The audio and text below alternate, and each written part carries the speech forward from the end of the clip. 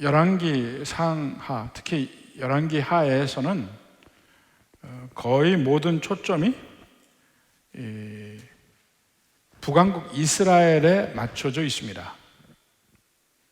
그러니까 북왕국 이스라엘의 그 왕들의 악함, 그것을 이야기하고 또 이 남왕국 유다의 왕들이 이야기가 될 때에는 대개 북왕국과 연관되는 면에서 여호사밧 왕이나 이렇게 연관되어서 이야기가 되고, 나중에 이제 북왕국 이스라엘이 멸망한 다음에 그때의 왕들인 히스기야라든가 므낫세라든가 그 다음 왕들이 이야기가 됩니다.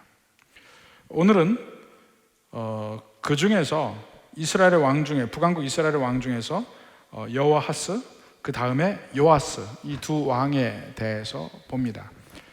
근데 여러분들 봐서 알겠지만 남왕국 유다의 왕들하고 이름이 거의 비슷해요. 그래서 자꾸 헷갈리는데, 여러분이 전번에 나눠드린 왕계표를 항상 끼고 살아야 비로소 어디가 어딘지 알 수가 있습니다. 또 다른 면은 같은 이스라엘에 같은 이름이 나와요. 예를 들어서 13절에 보면 요아스가 장사되고 그 다음에 여로보암이 그 자리에 앉으니라 하는 말이 나옵니다. 여로보암이 나오죠. 그 여로보암은 그 북왕국 이스라엘의 첫 번째 왕인 여로보암이 아니고, 여기 이 사람은 여로보암 2세라고 합니다. 북왕국 이스라엘에서 일종의 중흥기를 맞이하는 때가 여로보암 2세 때예요. 그 여로보암 2세를 여기서 2세라고 안 하고 그냥 여로보암이라고 또 나옵니다. 그러니까 여러분들이 열왕기 하를 읽으면 요아스도 여러 사람 나오고 여호아하스도 여러 사람 나오고 막 하니까 헷갈리는데, 그 헷갈릴 때 왕계표 옆에 두고서 계속 읽으면 이 사람이 이 사람이구나 알 수가 있습니다. 그걸 꼭 옆에 두셔야죠. 근데 지금 얘기를 해도 그게 어디 갔는지 전혀 알지 못하는 분들은 그냥 사십시오. 그냥 사십시오. 어떻게 재간이 없어요, 그 다음에는. 자, 첫 번째 여호아스 왕의 이야기를 함께 보겠습니다.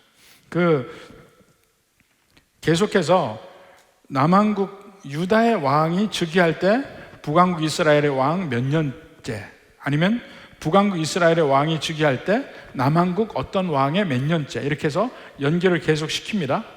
근데 이것을 정확하게 우리가 지금 알고 있는 연대로 맞추는 것이 상당히 어려움이 있습니다.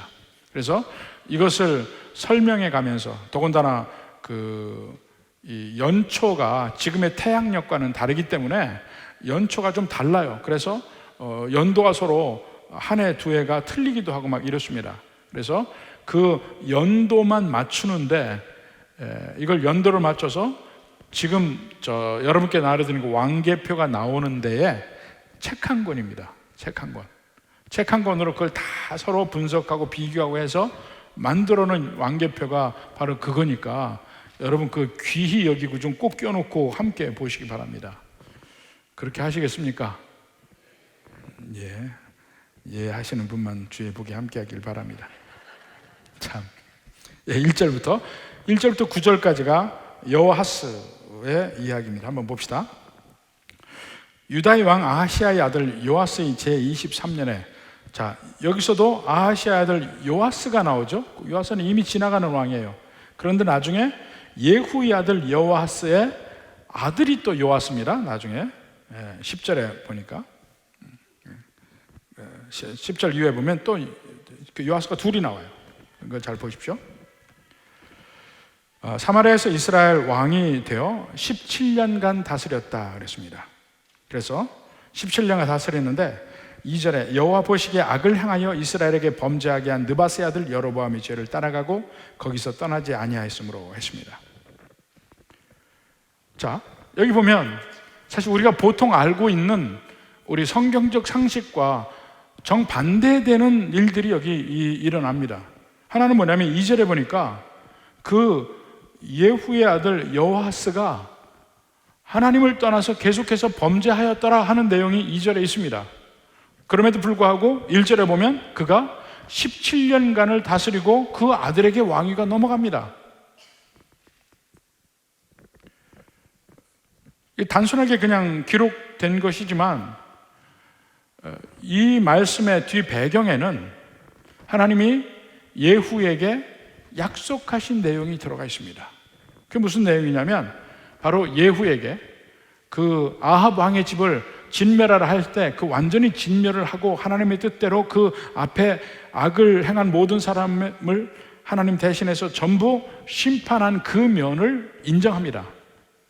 그래서 예후에게 4대간 왕조가 이어질 것을 하나님이 약속을 해 주십니다. 열왕기하 10장 30절 봅시다.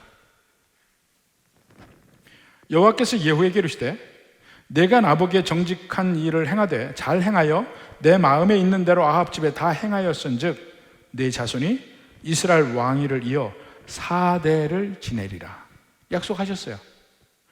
이렇게 하나님이 약속을 하시니까 그 이후에 예후의 아들이 이렇게 계속 예후도 악을 행하고 예후의 아들 여호아하스도 악을 행하고 했지만 계속해서 17년간 왕으로서 그 자리를 지켰고 그의 아들인 요아스도 나중에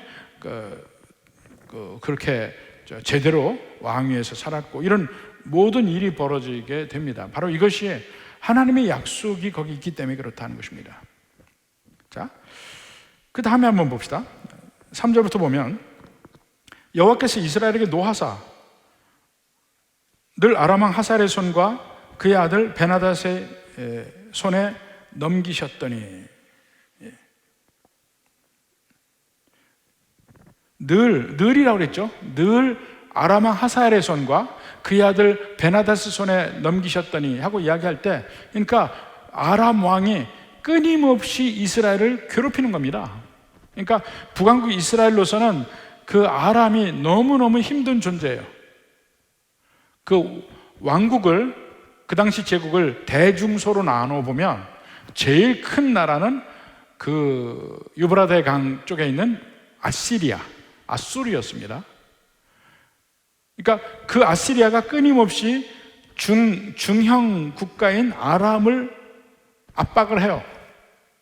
그리고 중형 국가인 아람은 그보다 작은 북왕국 이스라엘을 또 괴롭힙니다.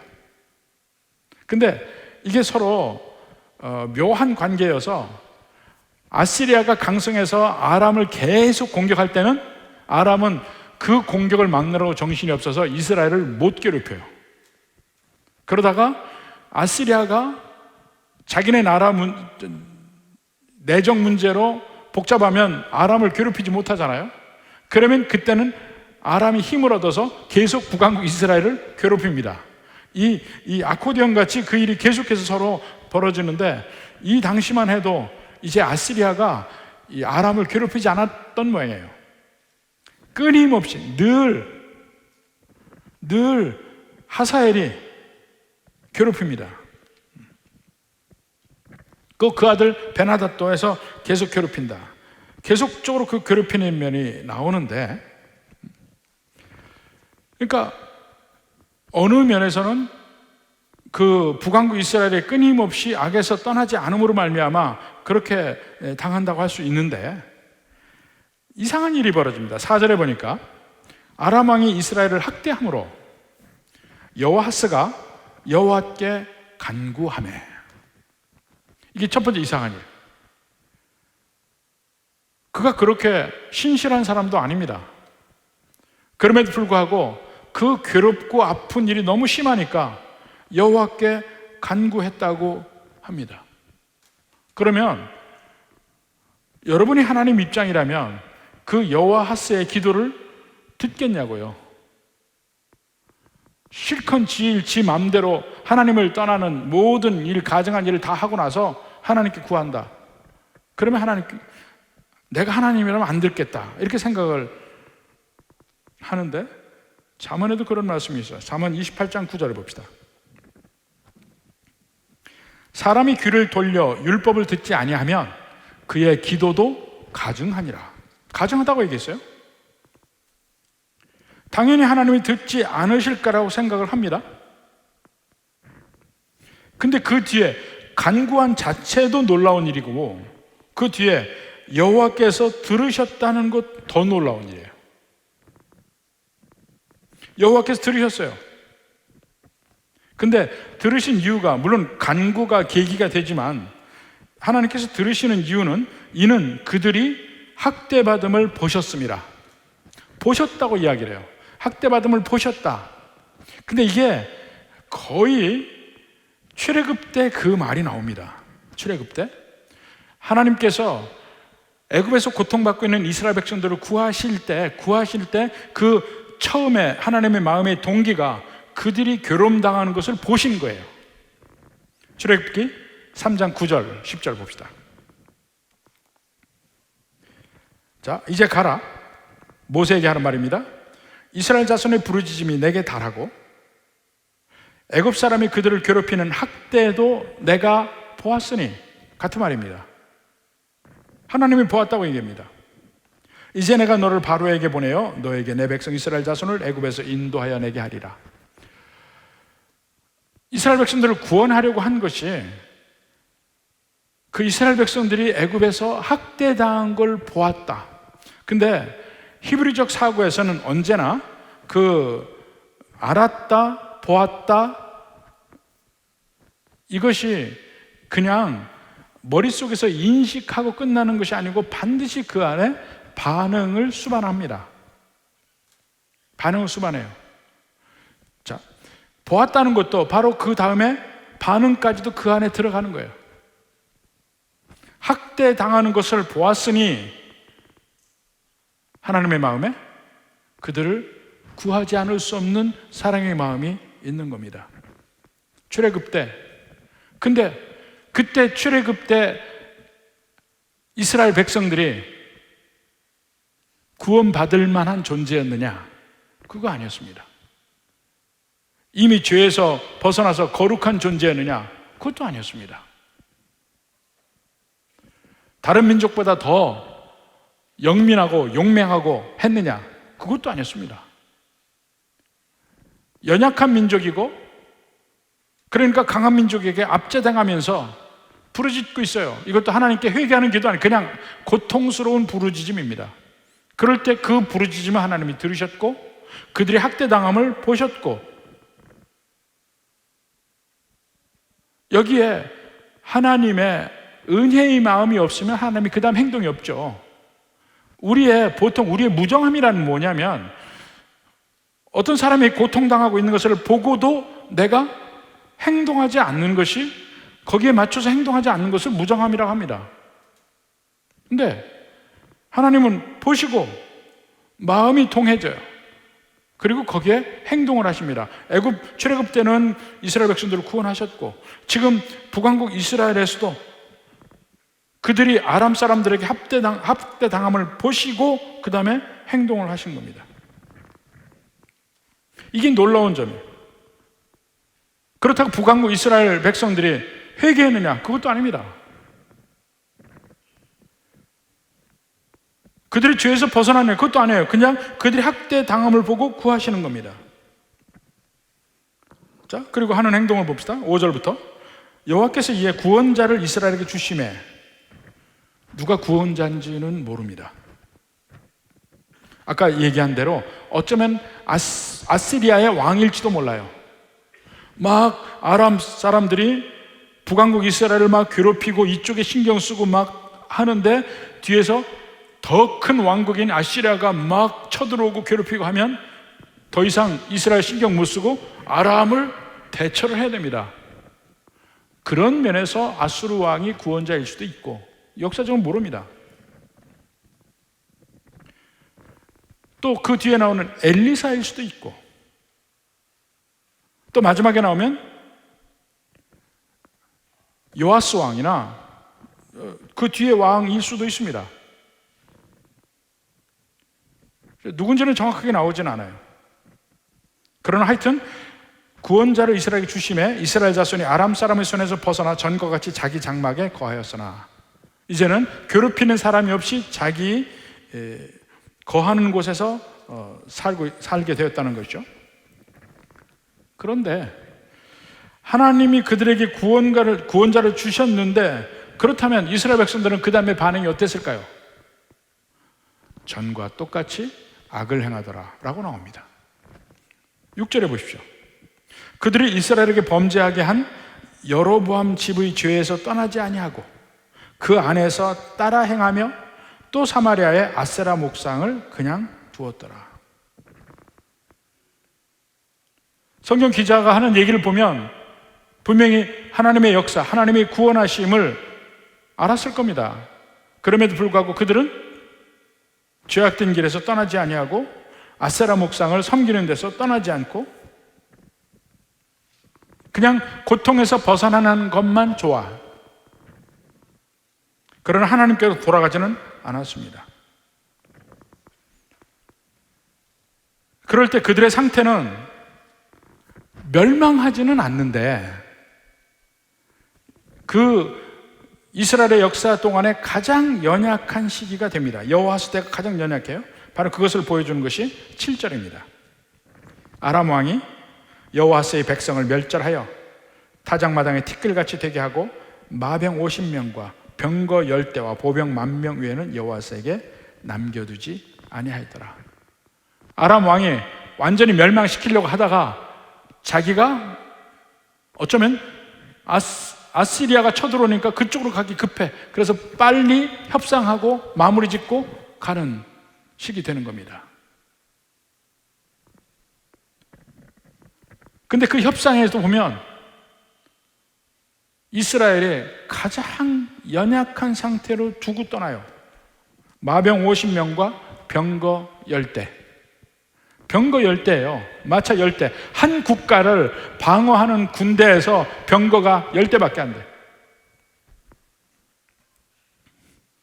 솔로몬 왕 때는 수백 대인데 300대가 넘었는데 700대가 되고 시스라의 병거 700승 있죠. 그런데 지금 북왕국 이스라엘은 병거는 10대. 가장 연약한 상태. 그리고 8절 9절에 꼭 한 왕이 끝날 때의 그 포뮬라대로 그렇게 얘기합니다. 역대 지략에 기록되지 않으냐? 사마리아에서 장사되고 조상들과 함께 자고 요아스가 대신해서 왕이 되었다. 이제 요아스의 시대가 됩니다. 그러니까 계속해서 거기서 하나님이 그들을 어떻게 대하는지를 그 중점적으로 그 면에서 보라고요. 이스라엘 백성들이 죄악 중에 있습니다. 근데 하나님은 예후에게 한 약속을 생각해서 그 나라를 지켜줍니다. 근데 그들이 죄악 중에 있으니까 제일 연약한 상태로 있긴 있어요. 그러나 멸절당하진 않아요. 그 상태로 두셔요. 요아스 봅시다. 요아스 왕에 대한 이야기도 10절에서 13절까지 4절로 요아스 왕에 대한 요약이 끝납니다. 그러니까 요아스 왕도 거기 16년간 다스려요. 10절에 보니까. 근데 내놓을 만한 이야기가 하나도 없어요. 단지 16년간 다스릴 때 11절 보니까 여호와께서 보시기에 악을 행하여 이스라엘에게 범죄하게 한 느바스의 아들 여로보암이 모든 죄에서 떠나지 아니하고 그 가운데 행하였더라. 북왕국 이스라엘은 왕마다 이 말이 꼭 나와요. 요아스의 남은 사적과 쭉 12, 13절은 8절, 9절 여호와스에게 이야기한 것과 똑같이 돼 있죠. 항상 한 왕이 죽을 때는 딱 요약본이 나와요. 별로 그의 16년간의 통치 아무것도 기억할 만한 게 없습니다. 한 가지 기억이 있어요. 그게 바로 그 뒤에 엘리사가 죽을 때 일입니다. 14절부터 19절까지. 그 한 가지 일만이 기억 남는 일로 남았습니다. 한번 봅시다. 14절부터 엘리사가 죽을 때 죽을 병이 들매 이스라엘의 왕 요아스가 그에게로 내려와 자기의 얼굴에 눈물을 흘리며 이르되. 저는 봅니다. 여기서 엘리사가 죽을 병이 들매. 어떤 사람들은요 이 조롱하면서 이야기합니다. 아니 하나님의 사람이 왜 죽을 병에 걸린대? 이 조롱하는 소리 있어요. 하나님의 사람이 뭘 죽을 병에 걸린대? 하나님의 사람이라고 해도 죽을 병 걸릴 수 있어요. 하나님이 특별히 사랑하시고 하나님이 특별히 택하신 사람이라고 하고 그럴지라도 이 세상에서 교통사고로도 죽을 수도 있고 암에 걸려 죽을 수도 있고 훨씬 이른 나이에 이 세상을 떠날 수도 있습니다. 그게 그 사람의 평가가 될 수는 없어요. 엘리사도 하나님의 누가 봐도 자타공인하게 분명히 하나님이 쓰시는 놀라운 능력의 종이었지만 그도 죽을 병에 걸렸습니다. 다른 사람은 살렸잖아요. 수넴 여인의 아들을 살렸잖아요. 그럼에도 불구하고 자기는 죽을 병에 걸려요. 그래서 죽습니다. 그것이 인간이에요. 하나님의 쓰임 받을 때는 놀라운 일을 행할 수 있지만 자기의 삶에 나서 성인이 되고 늙어가고 죽는 그 모든 과정은 다른 사람은 똑같이 가는 겁니다. 엘리사가 죽을 병이 들매 이스라엘의 왕 요아스가 그에게로 내려와 자기 얼굴에 눈물을 흘리며 이르되 내 아버지여 내 아버지여 이스라엘의 병과 마병이여 하매. 이것도 참 놀라운 일입니다. 언제 요아스가 엘리사를 존경했습니까? 그렇지 않아요. 근데 단지 엘리사가 여러 번 북왕국 이스라엘을 군사적으로 구했죠. 그러니까 엘리사의 말을 듣고 회개하고 하진 않지만 엘리사가 필요해. 근데 그가 죽게 되니까 이스라엘이 더 연약한 상태로 되는 것이죠. 점점 더 방어하기 힘든 지경까지 되게 됩니다. 그때 엘리사가 마지막으로 그 북왕국 이스라엘을 사랑하는 마음으로 하는 예언적 행동들이 있습니다. 15절 봅시다. 행동으로 예언을 선포하는 겁니다. 엘리사가 그에게 이르되 활과 화살들을 가져오소서 하는지라 활과 화살들을 그에게 가져오매. 그 다음에 이스라엘 왕에게 이르되 왕의 손으로 활을 잡으소서 하매 그가 손으로 잡으니 엘리사가 자기 손을 왕의 손 위에 얹고 이르되 동쪽 창을 여소서 하여 또 곧 열매. 엘리사가 이르되 쏘소서 하는지라 또 쏘매. 엘리사가 이르되 이는 여호와를 위한 구원의 화살 곧 아람에 대한 구원의 화살이니 왕이 아람 사람을 멸절하도록 아벡에서 치리이다. 승리를 예언합니다. 그러니까 그 화살이 곧 승리를 예언하는 화살이 됐습니다. 근데 이걸 보여줬잖아요. 이 화살이 승리의 상징이다. 이걸 보여줬잖아요. 이게 구원의 화살이라고도 얘기했고. 자, 그 다음에 근데 18, 19절 봐요. 또 이르되 화살을 잡으소서 곧 집음에 엘리사가 또 이스라엘 왕에게 이르되 땅을 치소서. 땅을 친다는 얘기는 화살로 이렇게 땅을 치라는 얘기가 아니고 화살을 쏘아서 땅에 맞추라는 얘기입니다. 동쪽으로 화살을 쏘라 했잖아요. 이에 3번 치고 그친지라. 그러니까 3번을 화살을 쏜다는 것은 상대편을 무찌른다는 얘기 아닙니까? 3번을 쐈어요. 하나님의 사람이 노하여 이르되 왕이 5번을 칠 것입니다. 이걸로 승리한다면 내가 몇 번이라도 하겠다 그 마음이 아니고 그냥 3번 하고 말았어요. 별로 열정이 없어요. 이기겠다는 열정이 없어요. 그리하였다면 왕이 아람을 진멸하기까지 쳤으리이다. 그런즉 이제는 왕이 아람을 3번만 치리이다. 그 이기겠다는 열정이라든가 그 엘리사가 하는 말에 대한 믿음이라든가 이게 없는 겁니다. 그래서 그냥 조금 발만 디뎌놓고 믿는 식으로 해서 3번 이긴다는 그 약속을 받게 됩니다. 우리는 어떤가요? 우리는 하나님의 약속을 우리가 대할 때 이 약속을 정말 믿는 사람이라면 그 약속을 믿고 그것을 이루기 위해서 전심전력으로 노력하는 사람이 되어야 하거든요. 분명히 엘리사가 이스라엘 왕에게, 요아스에게 보여줬어요. 이 화살은 하나님의 구원의 화살이라. 그러면 있는 대로 쏴야 될 거 아니에요. 그게 전심전력이죠.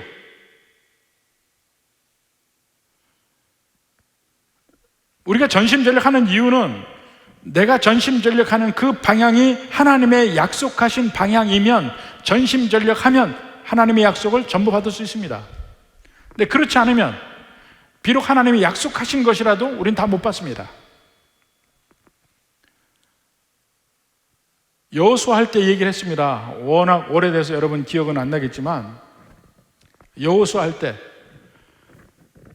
두 가지 측면의 땅이 있었습니다. 이스라엘 백성들이 차지할 땅. 먼저 하나님이 경계를 주십니다. 유브라데 강에서부터 지중해까지, 또 남쪽 브에세바부터 위로 단까지, 이렇게 동서남북을 지정해 줍니다. 이것을 내가 너에게 주리라고 얘기를 합니다. 동시에 그 안에서 너희가 밟는 곳을 너희가 차지하리라, 이렇게 얘기합니다. 그러니까 하나님이 약속하신 땅이 있어요. 그러면 우리가 그 땅을 다 차지할 수 있습니다. 얼마든지 우리가 열심히 하면 다 차지할 수 있어요. 약속의 땅, 그 경계 밖의 거는 우리가 아무리 열심히 노력해도 그건 안 됩니다. 근데 하나님의 약속 안에 있는 것은 우리가 노력하면 다 받을 수 있습니다. 문제는 노력한 만큼 받아요. 발바닥으로 밟는 곳은 내가 차지하리라. 근데 그 발바닥으로 밟으려면 전쟁을 해서 거기에 사는 사람들 쫓아내야 돼요. 힘껏 목숨을 걸고 싸워야 하나님이 약속하신 것을 내 것으로 완전히 만들 수 있습니다. 그러니까 그 완전히 하나님이 약속하신, 그 아브라함 때부터 이미 약속하신 그 땅을 알아요. 알지만 그 땅을 제대로 완전하게 누리는 때는 언제냐면 솔로몬 왕 때입니다. 여호수아 때 다 차지한 것 같지만 정복 전쟁에서는 승리해요. 그러나 그 땅을 차지하는 데 있어서는 그 땅에 다른 이방 백성들이 같이 살아. 사사기 보세요. 해안 쪽에 기름진 땅은 블레셋 사람들이 살고 있습니다. 오히려 그들이 더 발달했어요. 다 차지하지 못합니다. 끊임없이 그들과 전쟁을 하죠.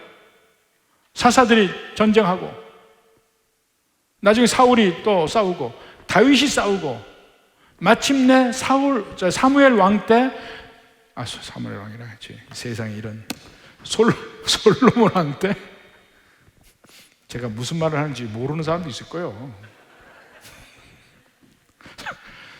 솔로몬 왕 때 드디어 아브라함에게 약속하셨던 그 땅을 다 차지하게 됩니다. 약속하셨어도 그 약속의 백성들이 누리는 정도는 얼마만큼 약속을 믿고 열심히 그 땅을 차지하려고 노력하느냐, 거기에 그만큼 누리게 된단 말입니다. 여기도 분명히 하나님이 보여줬어요. 이 화살이 구원의 화살이다. 그걸 쏠 때 있는 힘껏 열정을 다해서 내게 있는 화살을 다 쏘아야 그게 정말 이기겠다는 강한 열정을 보여주는 것인데 3번 쏘고 말았어요. 그러니까 3번만 이기리라. 우리의 삶에도 마찬가지입니다. 여러분의 삶에서 하나님의 약속을 얼마나 믿냐고요.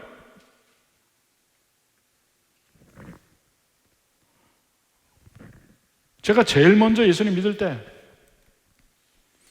하나님이 제게 약속하셨습니다. 그때 유학생 때니까 내가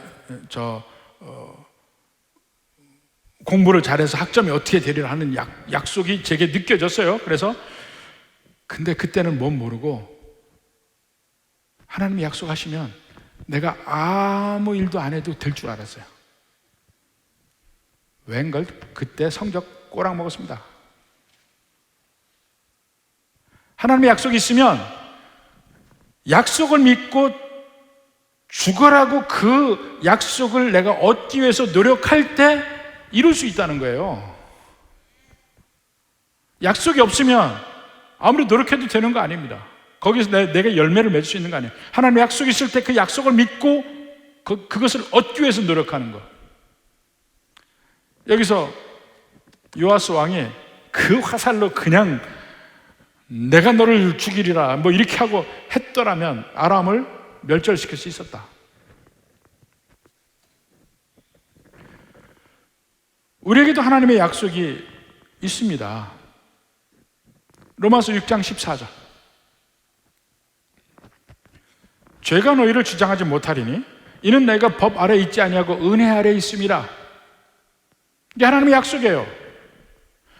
이 약속이 있음에도 불구하고 약속이 있으니까 이 하나님의 약속을 믿고 열심히 죄에서 벗어나지 노력하고 열정적으로 해서 벗어나려는 노력을 할 때 비로소 이 말씀을 우리가 누릴 수 있다는 거예요. 근데 그렇지 않으면 계속 죄일 수밖에 없습니다. 누리지 못합니다. 로마서 8장에서 다시 한번 약속을 보여주십니다. 8장 1절 2절 봅시다. 그러므로 이제 그리스도 예수 안에 있는 자에게는 결코 정죄함이 없나니 이는 그리스도 예수 안에 있는 생명의 성령의 법이 죄와 사망의 법에서 너를 해방하였습니다. 우리 안에 계신 성령의 능력이 죄와 사망보다 크다. 이게 약속이에요. 그러면 그 약속을 믿으면 그 죄에 대항해서 싸우려고 엄청나게 노력을 해야 한단 말입니다. 있는 힘껏. 그러면 이긴다는 거예요. 왜냐하면 성령님이 계시기 때문에. 근데 그런 하나님의 약속이나 하나님의 능력을 믿지 못할 때 요아스 왕과 같은 반응이 나오는 겁니다. 대충 조금만. 자, 이제 20절부터 봅시다. 엘리사가 죽으니 그를 장사하였고 해가 바뀌매 모압 도적대들이 그 땅에 온지라. 모압 도적대들, 왜 그런 줄 아세요? 모압은 척박한 땅입니다. 사해바다에서 아래쪽, 동쪽 아래쪽에 아주 메마른 땅에 사는 사람이기 때문에 먹을 게 별로 없어요. 그래서 그 도적들이 많은 거예요. 옛날에 왜 유럽에서 그렇게 바이킹족이 포악하고 바이킹의 침략이 많았냐? 그들이 자기네 땅에서 그냥 살면 먹을 게 없기 때문에 다른 데 가서 구할 수밖에 없는 거야. 자기들이 가지고 있는 것도 없으니까 돈으로 살 수 없어요. 그러면 어떻게 합니까? 목구멍이 포도청이고 빼앗아야죠. 그렇게 되는 겁니다. 모압 도적대가 바로 그런 거예요. 그 땅에 온지라 마침 사람을 장사하는 자들 그 도적대를 보고 그의 시체를 엘리사의 묘실에 들이던지매. 이게 무슨 말일까요? 시체가 엘리사의 뼈에 닿자 곧 희생하여 일어섰더라. 남의 묘실에 던지는 것은 제가 전에도 이스라엘의 묘를 사진으로 보여드렸습니다. 이스라엘의 묘는 한 사람이 들어가는 묘는 거의 없습니다. 이렇게 석실로 되어 있어요. 석실로 이 구멍이 뚫려 석실이 되어 있고 그 앞에는 이만한 이 둥근 돌이 문으로 굴리는 돌이 있습니다. 그 안에 들어가 보면 방이 있어요. 일반적으로는 방이 있고 방 옆에 하나씩 사람들을 누이게 되어 있습니다. 이렇게 석판으로 누이게 해놨어요. 이 가난한 사람들은 이 누이는 데가 뭐 1개 정도 되지만 부잣집은 이 사람을 누이는 게 한 2개 내지 3개 정도가 됩니다. 그러면 사람을 장사하면 먼저 거기에 장사를 치네요. 그럼 사람이 거기 누이게 돼요. 그 죽은 사람이. 그러면 2년 3년 지나면 다 없어지고 살도 없어지고 뼈만 남아요. 그러면 뼈만 남게 되면 그 뼈를 추려서 그 안에 석실이 하나 더 있어요. 석실이 하나 더 있는데 그 안으로 뼈를 던져 놓습니다. 근데 사람이 죽으면 여기다 놔요. 2, 3년 지나면 그 안에 던져 놔요. 또 사람이 죽으면 또 그 자리에다 또 눕혀놔요. 그리고 2, 3년 지나서 완전히 뼈만 나오면 다시 또 거기 던져놔요. 그 안에는 모든 조상 때부터 대대로 모든 조상의 뼈가 거기 다 모여 있어요. 그러니까 조상에게로 돌아간다는 말이 맞는 말이에요. 뼈가 닿게 돼 있어요.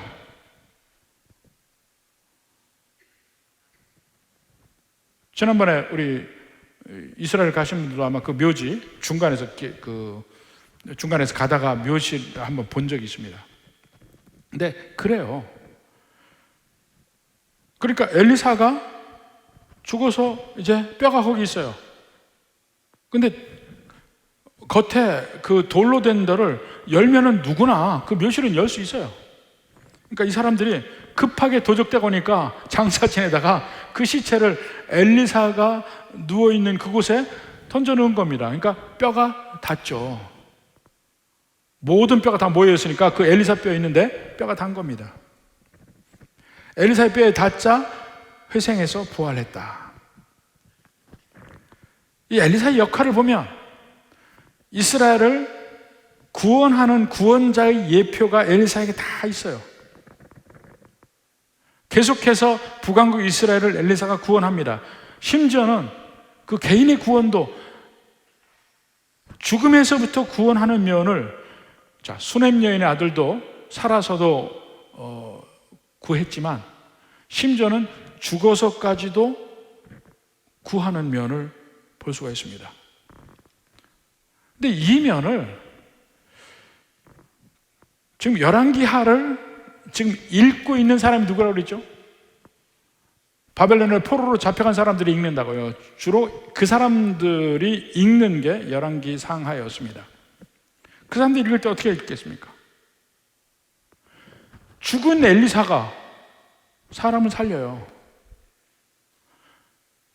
그러니까 엘리사 옆에 있으면 사람이 죽어도 거기 닿으면 살더라는 얘기예요. 그러니까 그들도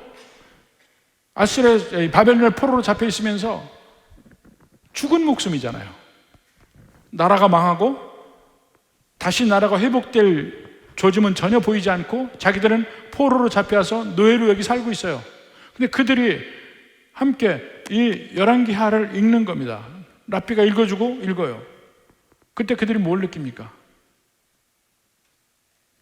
하나님이 함께 하시면 죽은 자도 산다.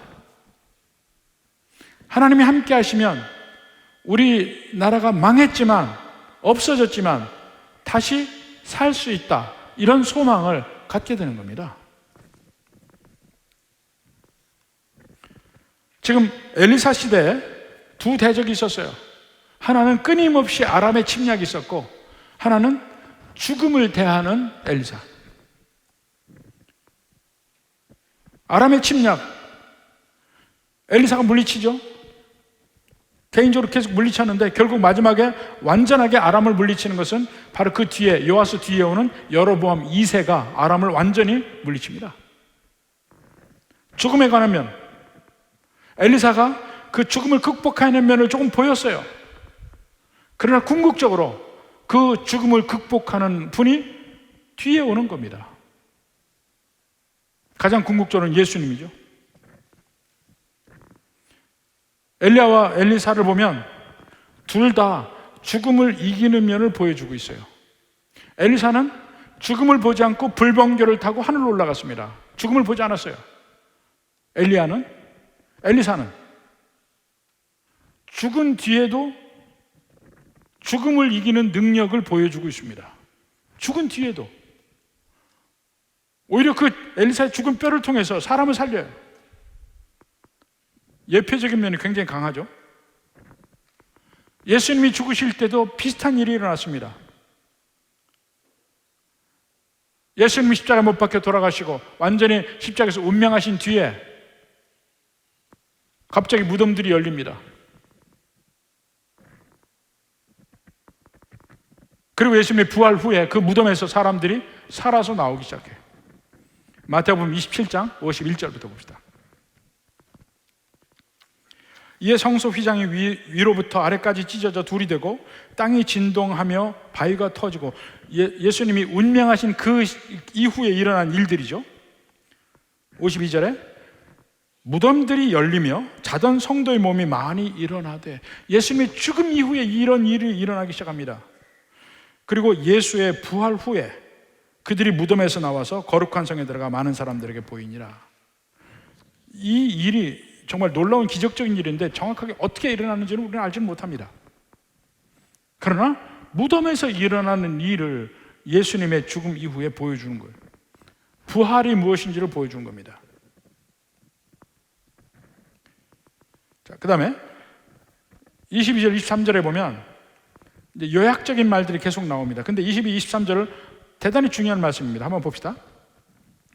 여호아스 왕의 시대에 아람 왕 하사엘이 항상 이스라엘을 학대하였으나, 다시 한번 나오죠. 여호와께서 아브라함과 이삭과 야곱과 더불어 세우신 언약 때문에, 갑자기 이 하나님의 언약이 나옵니다. 이스라엘에게 은혜를 베풀며 그들을 불쌍히 여기시며 돌보사 멸하기를 즐기하지 아니하시고 이때까지 자기 앞에서 쫓아내지 아니하셨다. 계속 지금 얘기는 이스라엘 백성들, 이스라엘 왕들의 죄악에 대해서 나와요. 그것 때문에 아람에게 고난을 받기도 하지만 쫓아내진 않아요. 이스라엘에게 은혜를 베풀고 불쌍히 여기시고 돌아보시고 그렇게 하신다는 거예요. 그러니까 이게 사실은 엇박자죠. 이스라엘은 하나님을 사랑하지 않아요. 하나님이 이스라엘을 사랑해요. 그래서 계속 그들을 살려주시는 겁니다. 그리고 그 안에는 이미 하나님이 주신 일방적인 언약, 약속이 있는 거예요. 그게 아브라함과 이삭과 야곱과 더불어 세우신 언약. 그 언약이 뭔지 한번 볼까요? 아브라함과 언약은 창세기 15장 18절. 이날에 여호와께서 아브라함과 더불어 언약을 세워 이르시되 내가 이 땅을 애굽 강에서부터 그 큰 유브라데까지 내 자손에게 주노니. 남쪽으로 애굽 강, 북쪽으로 큰 강 유브라데, 그 사이를 아브라함이 자손에게 주었다. 자, 그 역사. 이삭에게 한 약속은 창세기 26장 3절, 4절 봅시다. 이 땅에 거리하면 내가 너와 함께 있어 내게 복을 주고, 가나안 땅에 계속 네가 살면 내가 복을 주고, 내가 이 모든 땅을 너와 내 자손에게 주리라. 내가 내 아버지 아브라함에게 맹세한 것을 이루어 내 자손을, 그러니까 자손에 대한 복까지 쭉 이야기를 합니다. 이 땅을 주겠다. 야곱에게 또 약속합니다. 창세기 28장 13절을 봅시다. 또 본즉 여호와께서 그 위에 서서 이르시되, 이때가 언제냐면 에서를 피해서 도망갈 때 베델에서 지금 그 돌베개 베고 자다가 지금 하나님을 만난 장면입니다. 나는 여호와니 너희 조부 아브라함의 하나님이요 이삭의 하나님이라. 내가 누워있는 땅을 내가 너와 내 자손에게 주리니. 이 가나안 땅인데 특히 그 베델은 북왕국 이스라엘 쪽이에요. 이렇게 아브라함과 이삭과 야곱과 세우신 언약 때문에 이스라엘을 멸하지 않고 그 땅에 그냥 두신다. 근데 그 하나님은 처음부터 계속해서 이스라엘, 남왕국 유다를 계속 그 땅에 두시는데, 북왕국 이스라엘은요, 처음 왕, 여로보암 왕 때부터 마지막 왕까지 끊임없이 여호와 하나님을 버립니다. 만약에 신명기나 레위기 말씀대로였다면 그들은 벌써 그 땅에서 망해서 흩어지고 없어졌어야 돼. 그럼에도 불구하고 하나님은 그 뒤에 계속 열왕기에 이 말이 나오잖아요. 어쩌다 한번 기도하면 들어주시고, 계속해서 하나님을 사랑하지 않는데도 불구하고 계속 그들을 그 땅에 살게 하셔요.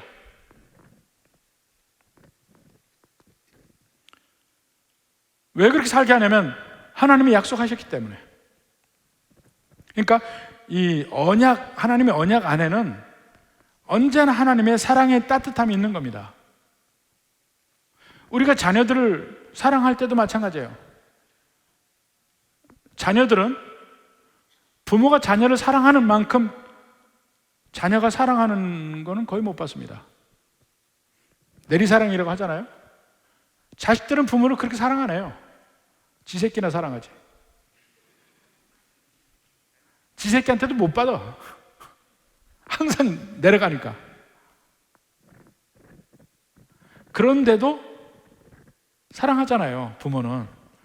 자식이 사랑을 안 해도 부모는 사랑해요. 하나님과 우리의 관계가 그런 것 같아요. 하나님과 이스라엘 백성들의 관계도 그랬습니다.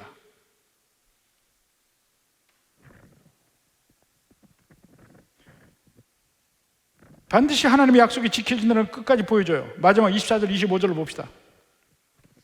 아람의 왕 하사엘이 죽고 그의 아들 벤하닷이 대신하여 왕이 되매 여호아스의 아들 요아스가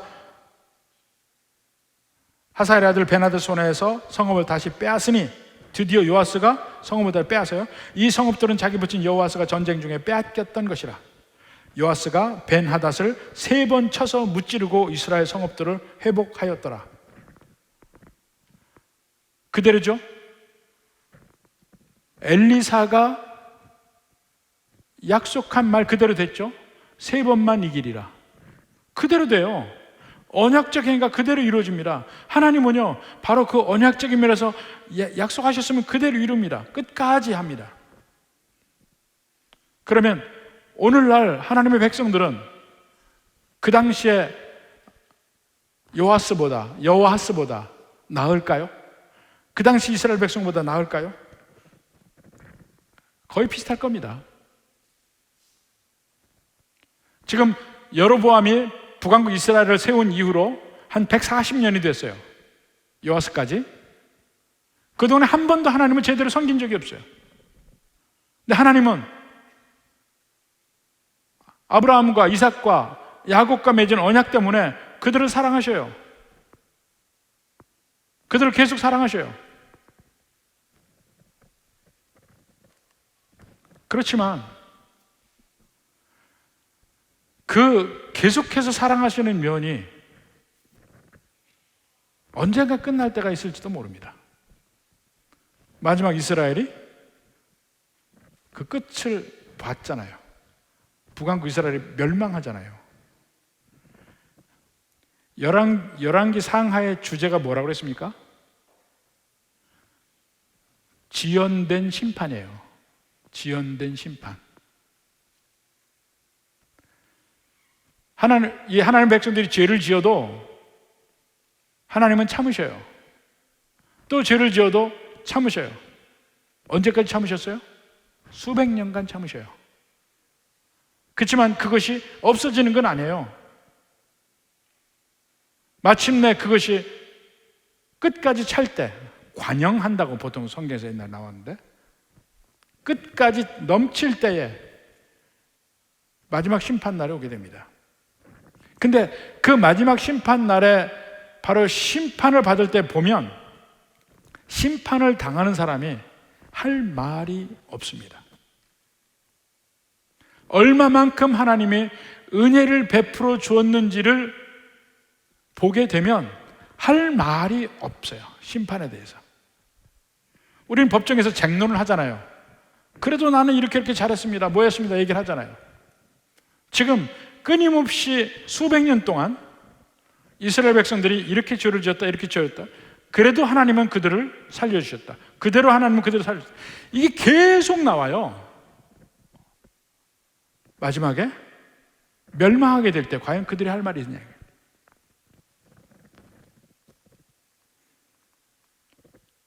만약에 우리가 이스라엘 백성들과 같다면 우리도 어쩌면 지금 그 길 가운데 있는 거 아닐까요? 그 길 가운데? 하나님이 참으시는 그날. 요한계시록에 그랬죠? 열면 닫을 자 없고 닫으면 열 자 없는 바로 그분이 말씀하시기를. 지금은 천국의 문이 열려있는 열린 문의 시대. 이 열려있는 때는 그 그 문을 닫으려고 해도 닫을 수 없습니다. 하나님의 약속입니다. 근데 어느 날 그것이 닫힌다면 아무도 열 자가 없습니다. 이 은혜의 때에 우리가 또 하나님의 은혜에 감사하며 하나님 안에 살 수 있는 주의 백성 되기를 주님의 이름으로 축원합니다.